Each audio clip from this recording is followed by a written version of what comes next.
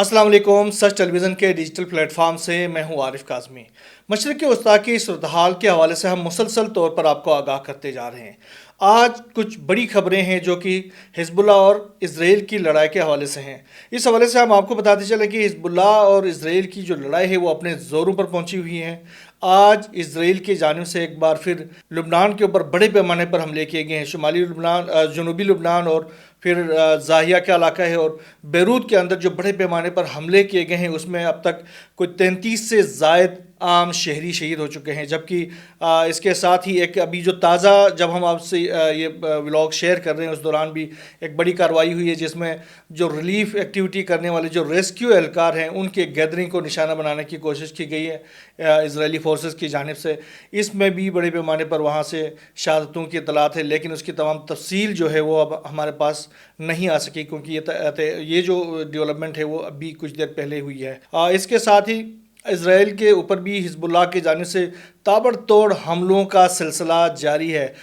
जो ज़मीनी कार्रवाई है उसके दौरान इज़राइल को बड़े पैमाने पर नुकसानात का सामना करना पड़ा, लेकिन आज जो है हिज़्बुल्लाह की जानिब से तकरीबन 200 से ज़ायद रॉकेट जो हैं वो इज़राइल के मुख्तलिफ इलाकों पर फेंके गए हैं, जिसमें बड़े पैमाने पर जो विजुअल्स वहाँ से नज़र आ रहे हैं उसमें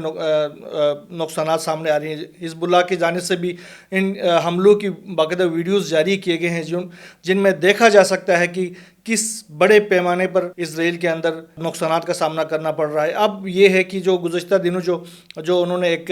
अहकामात जारी किए थे इज़राइली शहरियों को कि वो अपने घरों को छोड़ के निकल जाएं, तो इसके बाद से ये हुआ कि हिज़्बुल्लाह की जानिब से बग़ैर किसी फ़र्क के कि कौन सा इलाका है और किन जगहों को निशाना बनाना चाहिए वो हमले कर रहे हैं। अच्छा, गुज़श्ता दिनों जो एक बिल्डिंग के ऊपर हमला किया गया था हिज़्बुल्लाह की जानिब से, जिसका ये कहा जा रहा था कि कोई रिहायशी इमारत है, इसके हवाले से एक नई तफसील सामने आई है। वो ये कि इस बिल्डिंग के अंदर बड़े पैमाने पर इज़राइल के जो जंगी हथियार वहाँ पर मौजूद थे। इवन उस बिल्डिंग के अंदर जो उनके जो तैयारे हैं उनको F-35 तैयारों को भी और F-16 तैयारों को भी इस बिल्डिंग के ऊपर उन्होंने रखा था। उसकी जो मुख्तलिफ मंजिलें हैं उसके अंदर बाकायदा पार्किंग बना के उसमें अपने तैयारों को इज़राइल की जानिब से छुपाया गया था। तो ये जो आम शहरी इलाके हैं उनका इस्तेमाल इज़राइल की जानिब से, ये एक तशवीशनाक बात है जिसको हिज़्बुल्लाह ने अब उसको देख लिया है, उन्होंने इसका सर्च कर लिया है और उसके बाद से उन्होंने वो शहरियों को निकलने का हुक्म दे दिया था ताकि उन जगहों को निशाना बनाया जा सके। इससे पहले आप लोगों ने देखा होगा कि विजुअल्स में जो इज़राइल के जो जंगी जहाज़ हैं उनको ट्रकों में लाद कर मुख्तलिफ जगहों की तरफ लेके जाया जा रहा था। तो ये जो ट्रकों में जो लेके गए हैं, जो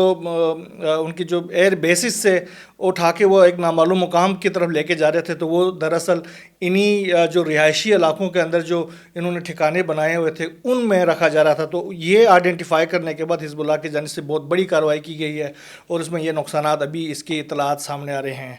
इसके साथ ज़मीनी जंग जो जनूबी लबनान के अंदर हो रही है उसमें भी बड़े पैमाने पर इज़राइल को नुकसानात का सामना करना पड़ा। हमने गुज़श्ता व्लॉग के अंदर कहा था कि इज़राइल के फोर्सेस को इज़राइल के अंदर ही, इज़राइली टेरिटरी के अंदर ही तकरीबन 500 मीटर पीछे धकेल दिया गया है। आज जो डेवलपमेंट है वो ये है कि तकरीबन 5 इज़राइली फ़ौजियों को इस ज़मीनी जंग के दौरान हलाक किया गया है, जिसमें एक मेजर है, 2 रिज़र्व कैप्टन है, एक रिज़र्व मास्टर सार्जेंट है और एक रिज़र्व सार्जेंट मेजर है। ये बहुत बड़ी डेवलपमेंट है। इसके अलावा हिज़्बुल्लाह की जानिब से मार्गलेट के इलाके में भी एक इजलास में मौजूद इजरायली फोर्सेस को निशाना बनाया गया है, जिसमें बड़े पैमाने पर वहाँ भी हलाकतें हुई हैं। साथ में जनूबी लबनान में तोयबा और राब में इसराइली फोर्सेस की एक गैदरिंग को निशाना बनाया गया है। इसके अंदर से भी बड़े शॉकिंग किस्म की विजुअल सामने आए हैं, वहाँ पर भी बड़े नुकसान हुए हैं। साथ में रामोद नफ्ताली के इलाके में एक बहुत बड़ी कार्रवाई की गई है हिज़्बुल्लाह की जानिब से, जहाँ पर एक आयरन डोम को बराह रास्त निशाना बनाया गया। उसकी विजुअल भी हिज़्बुल्लाह की जानिब से जारी किए गए, जिसमें जो उनके जो मिसाइल्स हैं, अब जो हिज़्बुल्लाह जो है अपने तमाम मिसाइल्स के अंदर वो कैमरे लगा के वो रवाना कर देती है और जो जिस जगह वो हिट करते हैं उस जगह के तमाम तर विजुअल्स भी हिज़्बुल्लाह के पास आ रहे होते हैं। तो ये जो विजुअल उसमें दिखाए गए हैं वो उसमें नज़र आ रहा है कि हिज़्बुल्लाह की जानिब से जो रॉकेट जो मिसाइल फायर किया गया वो डायरेक्ट हिट कर रहा है उसको आयरन डोम को, और वो तबाही से दो चार हो रहा है। इसके साथ ही جنوبی لبنان کی جو زمینی جنگ ہے اس سے یہ ایک اور ڈیولپمنٹ سامنے آئی ہے کہ وہاں سے اسرائیل کی جو 146ویں اور 98ویں جو کور ہیں ان کے جو فوجیوں کو وہاں سے انخلا کیا گیا، ان کو نکال دیا گیا ہے۔ اب صرف 36ویں اور 91ویں کور کے جو فوجی ہیں وہ جنوبی لبنان کے زمینی جنگ میں رہ گئے ہیں۔ رک کرتے ہیں فلسطین کی جانب، وہاں پر بھی اسرائیل کی فورسز کی جانب سے بڑے پیمانے پر کارروائیوں کا سلسلہ جاری ہے۔ آج جو کارروائیاں کی گئی ہیں اس میں صحافیوں سمیت کوئی 53 سے 3 صحافی اس میں شہید ہو گئے ہیں، اور 53 سے زائد صحافی جو عام شہری ہیں وہ شہید ہو چکے ہیں، جن میں بڑی تعداد جو ہے وہ خواتین اور بچوں کی ہے۔ اس کے ساتھ ہی شمالی غزہ میں گزشتہ 22 دنوں کے دوران کی ایک رپورٹ سامنے ہے جس میں تقریباً 1000 سے زائد بے گناہ اور معصوم فلسطینیوں کو اسرائیل کی جانب سے شہید کیا گیا ہے۔ ایک بہت بڑی ڈیولپمنٹ ہے۔ اچھا، اس کے ساتھ ہی جو فائر بندی اور امن کے حوالے سے جو اقدامات کیے جا رہے ہیں دنیا کے مختلف ممالک کی جانب سے فلسطین کے اندر، اس حوالے سے مصر کے جو پریزیڈنٹ ہیں عبد الفتاح السیسی، ان کی جانب سے یہ کہا گیا تھا کہ 4 اسرائیلی فورسز کو رہا کرنے اور کچھ جو فلسطینی قیدی ہیں اسرائیل کے پاس ان کو رہا کرنے کے بدلے میں 2 روزہ جنگ بندی کی جائے۔ اس تجویز کو ابھی اس حوالے سے دونوں طرف سے کوئی سامنے نہیں آئے تھے جوابات، لیکن اب کچھ دیر پہلے اسرائیل کے وزیر اعظم بنجامن نیتن یاہو کی جانب سے یہ جواب سامنے آیا کہ وہ اس تجویز کو مسترد کرتے ہیں، جبکہ حماس کی جانب سے بھی یہ اطلاعات تو پہلے سے انہوں نے کہا ہے کہ جنگ بندی کے حوالے سے جب تک غزہ سے انخلا نہیں کیا جاتا کوئی جنگ بندی اسرائیل کے ساتھ نہیں کیا جا سکتا۔ یہ تو ایک پرانا سٹانس ہے۔ ابھی جو سی سی کا جو تجویز ہے اس حوالے سے حماس کی جانب سے ابھی کوئی نئی ڈیولپمنٹ سامنے نہیں آئے کہ وہ اس حوالے سے کیا جواب دے دیں گے۔ اس کے ساتھ ہی یحییٰ سنوار کا، ناظرین آپ لوگوں نے جو بے جگری سے جس طریقے سے لڑے تھے وہ تو آپ نے دیکھا تھا، وہ ساری دنیا نے دکھایا آپ کو۔ اب ایک اور یحییٰ سنوار اس محاذ سے سامنے آیا ہے جس نے تقریباً 10 گھنٹے تک اکیلے جو ہے وہ اسرائیل کی فورسز کو تگنے کا ناچ نچایا ہے۔ یہ کمانڈر کمانڈر سلام اودھ ہیں جس نے طولکرم کے علاقے میں 10 گھنٹے تک اکیلے اسرائیلی فورسز کے ساتھ مقابلہ کیا اور بہت شدید قسم کا مقابلہ کیا۔ یہ کچھ دن پہلے کی کارروائی ہے، اس کی تفصیلات اب سامنے آ رہی ہیں۔ یہ بڑی ہارٹ ٹچنگ سٹوری ہے، اور اس نے آخری سانس تک اسرائیل کے فورسز کے ساتھ مقابلہ کیا۔ جب وہ شہید ہو رہا تھا تو باقاعدہ کلمہ طیبہ پڑھ کے وہ شہید ہو جاتا ہے پراپرلی، اور یہ جو ان کی جو ہیروئک ایک ایکٹیویٹی ہے اس کو ایک اور سنوار کے طور پر دیکھا جا رہا ہے۔ اور وہ جو غزہ کے جو مقاومتی جو محاذ کے جو مجاہدین ہیں، ساتھ میں لبنان کے جو مجاہدین ہیں اور خطے کے دیگر مجاہدین ہیں، ان کے لیے ایک سورس آف ایک سمجھے کہ ایک وہ پریسٹیج اور پرائڈ بنتا جا رہا ہے، اور وہ لوگ خواہش کا اظہار کر رہے ہیں کہ ہم بھی اسرائیلی فورسز کے خلاف اسی طرح بے جگری سے لڑیں۔ اس کے ساتھ جو موساد کے ہیڈ کوارٹر کے اوپر کے باہر جو گزشتہ روز جو فدائی حملہ کیا گیا تھا اس کے حوالے سے کچھ تفصیلات تو میں نے کل کے ولاگ میں آپ سے شیئر کیا تھا۔ آج اس کی کچھ اور ڈیولپمنٹ سامنے آئی ہے، وہ یہ ہے کہ جو اسرائیل کے جو انتہا پسند وزیر ہیں بن گوئر، وہ بھی اس حملے میں بال بچ گئے ہیں۔ اس حملے کے اندر جتنے بھی لوگ نشانہ بنے ہیں وہ موساد کے آپریٹرز تھے، اس میں سے 6 کی ہلاکتیں ہوئی تھی، 10 شدید زخمی تھے اور 50 سے زائد وہ زخمی ہوئے تھے۔ اب یہ اطلاعات آ رہی ہیں کہ اس میں بن گوئر ذرا اس ٹرک سے پیچھے چل رہے تھے تو وہ بچ گئے ہیں اس حملے میں، ورنہ وہ بھی آج ہم میں نہیں ہوتا۔ اس کے علاوہ جو صہیونی اسرائیلی جو میڈیا ہے وہ اس حملے کو تاریخ کی جو سب سے بڑا رن اور آپریشن کے طور پر دیکھ رہے ہیں، رپورٹ کر رہے ہیں۔ اندازہ لگائیں، یہ بہت بڑی ڈیولپمنٹ تھی جس نے پورے اسرائیل کو ہلا کر رکھ دیا۔ اب اسرائیل کے جو شہری ہیں وہ باہر نکلنے سے بھی ڈرتے ہیں، پتہ نہیں کون سے ٹرک کہاں پر، کون سی کار کہاں پر، کون سے بس کہاں پر ان کے اوپر چڑھ دوڑے اور ان کو تباہ و برباد کر کے رکھ دے۔ تو یہ ایک سٹیٹ آف ایک ایمرجنسی، ایک خوف کی فضا وہاں پر پھیلی ہوئی ہے۔ لوگ باہر بھی نکلنا سے بہت زیادہ ڈرتے ہیں، اور اگر وہ قدم بھی نکالتے ہیں تو بڑے پھونک کے نکال رہے ہوتے ہیں۔ یہ صورتحال اسرائیل کے جو نااہل حکمران ہیں انہوں نے اپنے شہریوں کے ساتھ کر دیا ہوا ہے۔ اس کے علاوہ آج اسرائیل کی جو کیبنٹ ہے، واہر کیبنٹ کے جو اجلاس بلایا گیا ہے، وہ مجبور ہو گئے کہ اس کو ایک زیر زمین بنکر کے اوپر بلایا جائے، اور اس میں یہ اس حد تک انہوں نے اس میں پریکاشنری ایکٹیویٹیز کی ہیں کہ اس بنکر میں صرف جو وار کیبنٹ کے جو وزیر ہیں، چند وزیر ہیں، وہ ہی اس میں شرکت کر سکے، جو دیگر جو اس کے مشیر وغیرہ ہیں وہ شرکت نہیں کریں۔ انتہائی حساس مطلب ان کی حالت یہ ہو گئی ہے کہ وہ زمین کے اوپر بھی کوئی کھلے عام کوئی جو اہم قسم کا اجلاس بھی کرنے سے وہ ڈرتے ہیں۔ یہ صورتحال ہو گئی ہے۔ اس کے ساتھ ہی موساد اور سی آئی اے کے جو سربراہان ہیں وہ جو پہنچے تھے قطر گزشتہ روز، اس کے حوالے سے یہ ڈیولپمنٹ ہوئی کہ انہوں نے ملاقات کی ہے قطری وزیر اعظم کے ساتھ، اور انہوں نے غزہ اور لبنان میں جنگ بندی کے حوالے سے مذاکرات کیے ہیں۔ اس حوالے سے جو بھی ڈیولپمنٹ آتی رہیں گی وہ انشاءاللہ آپ سے شیئر کرتے رہیں گے۔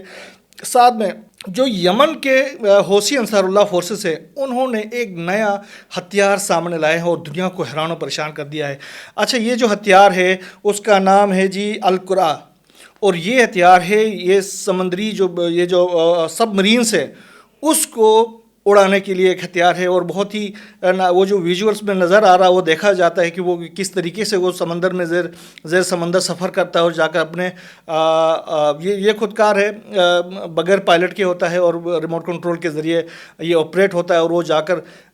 بہت بڑا وہ دھماکہ کرتا ہے اور اس کے پرخشے اڑ جاتے ہیں۔ جو ویژول انہوں نے ایکسرسائزز کر کے دکھائے ہیں، سارا کچھ اس علاقے میں آنے والے کشتیوں کو اڑانا، ایک دو کو اڑا کے انہوں نے باقاعدہ اس کی فلم بندی کی ہے، تو وہ نظر آ رہا۔ آج انہوں نے اس کو آفیشیلی جاری کیا ہے اور اپنے اس کا نام بھی انہوں نے اناؤنس کیا ہے۔ ایک بہت بڑی ڈیولپمنٹ ہے۔ اس ہتھیار کے بعد جو باب المندب سے جو اسرائیل کی جانب جانے والے جو سمندری جہاز ہیں ان کے لیے ایک اور خطرے کی گھنٹی بج گئی ہے کہ پتہ نہیں کس جگہ اچانک کہاں سے وہ نمودار ہو جائے اور ان کے پرخشے اڑا دے۔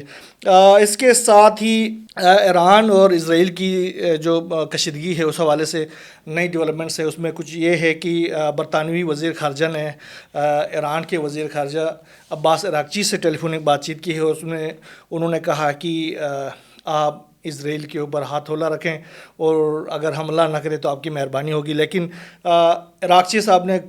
بالکل واضح کر دیا ہے، انہوں نے کہا ہے کہ بین الاقوامی قوانین اور اقوام متحدہ کے چارٹر کے طے شدہ اصولوں کے مطابق اپنی علاقائی سالمیت اور قومی خود مختاری کے دفاع کے لیے اپنے قانونی حق کو استعمال کرنے سے کسی صورت دریغ نہیں کریں گے۔ اس کے ساتھ انہوں نے کہا کہ ہم اسرائیل کو سخت سے سخت جواب دینے کے لیے تمام دستیاب جو آلات ہیں، وسائل ہیں، ان کو استعمال کریں گے۔ اس سے آپ اندازہ لگا سکتے ہیں کہ یہ جو آپریشن وعدہ صادق 3 ہونے جا رہا ہے وہ کس قدر شدید ہونے جا رہا ہے اسرائیل کے اوپر، اور اسرائیل میں بہت